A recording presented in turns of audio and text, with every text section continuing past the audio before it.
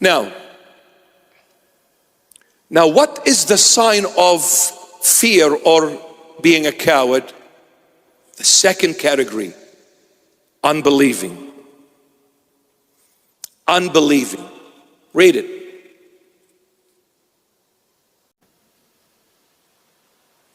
But the cowardly, unbelieving is second. Verse 8. Why do we fear? Why do we become so weak and so coward? Because of the lack of faith. See, the moment faith walks away, I'm engulfed with fear. I become a coward.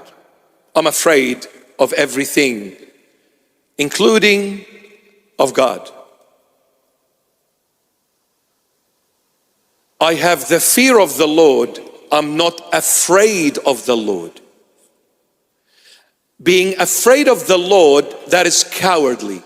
But having the fear of the Lord, that is awesomeness and mightiness. Fearing the Lord is loving the Lord. Being afraid of the Lord, I'm afraid if I do something, He's gonna chop my head off. He will throw me in hell. I'm afraid.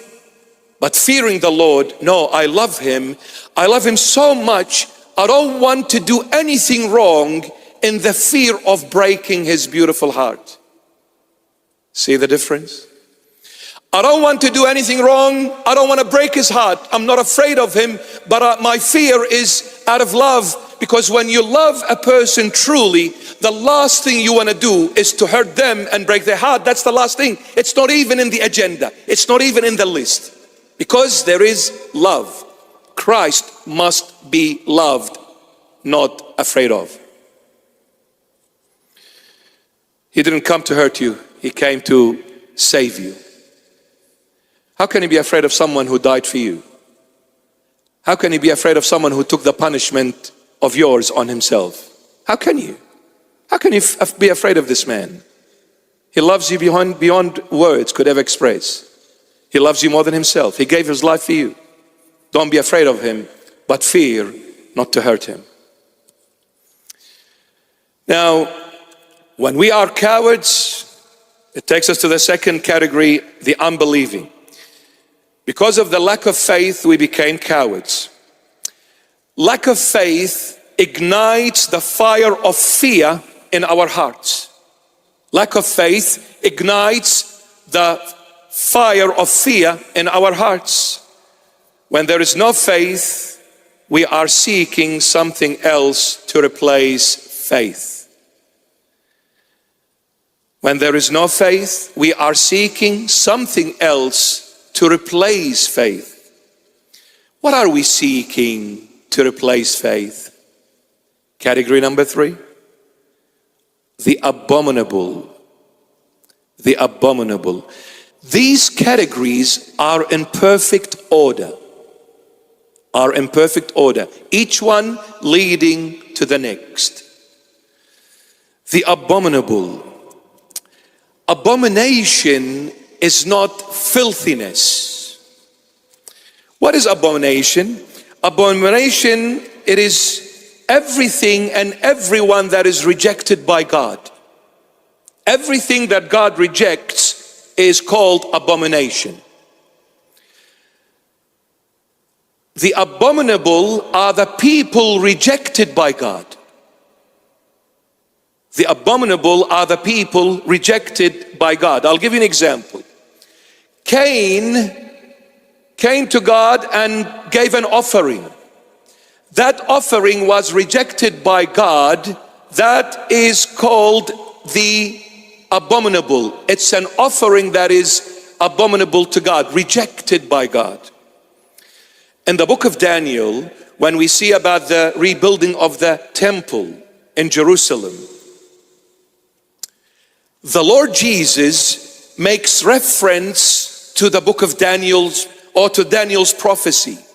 The Lord Jesus makes reference to Daniel's prophecy in Matthew 24:15. Look at the Lord, what He's saying in Matthew 24:15, which He is referring to Daniel.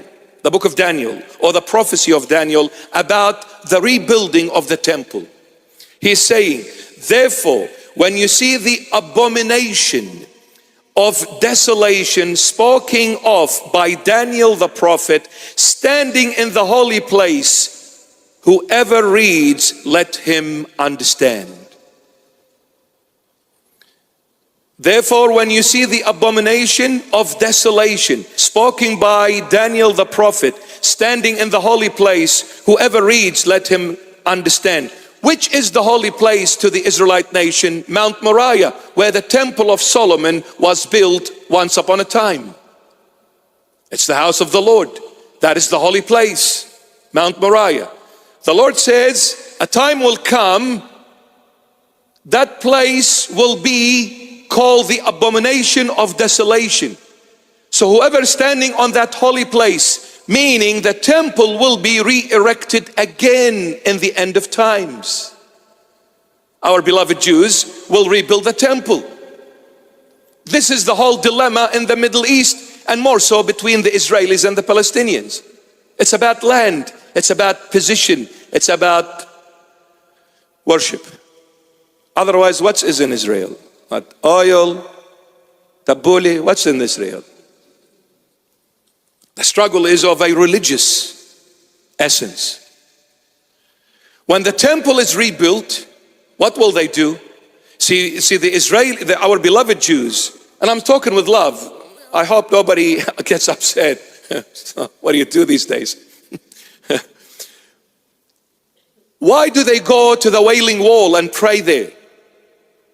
They are crying. They are shedding tears and asking Yahweh, Adonai. They can't call Yahweh, they call him Adonai because it's too, you need to be prepared to call him Yahweh. So they call their God, the God of Israel.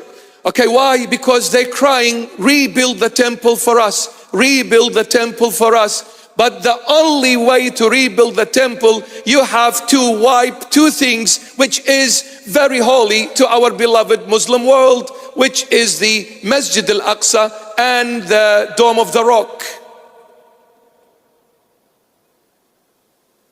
Dome of the Rock, very holy. They need to be brought down for the temple to be erected.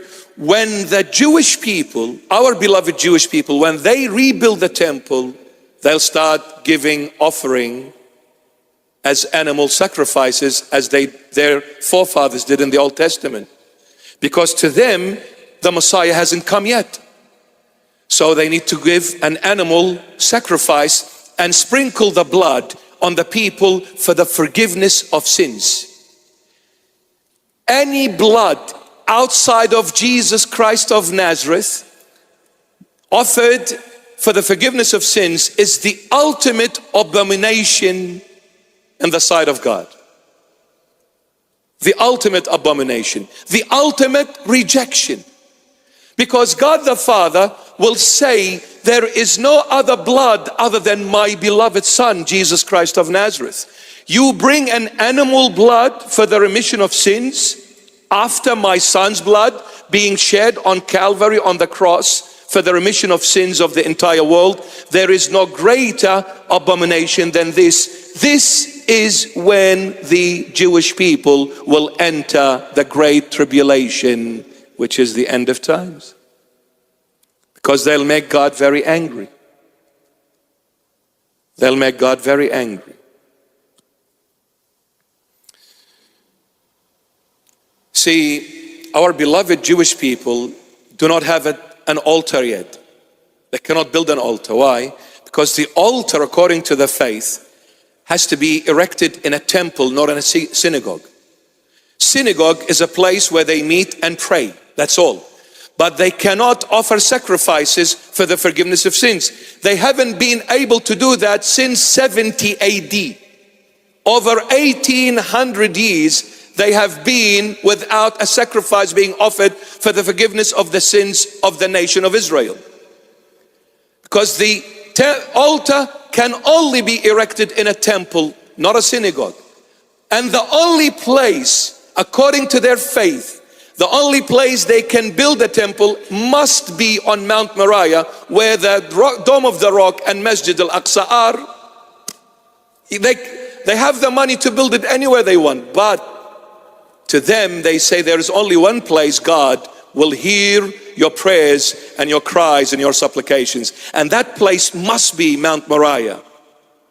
That's why they're trying frantically to bring Masjid al-Aqsa and Dome of the Rock down, to rebuild the temple, in order to erect an altar, to bring animals and slay them and offer them as sacrifices for the forgiveness of the sins of the Israelite nation that they haven't been forgiven for the last 1800 and something years.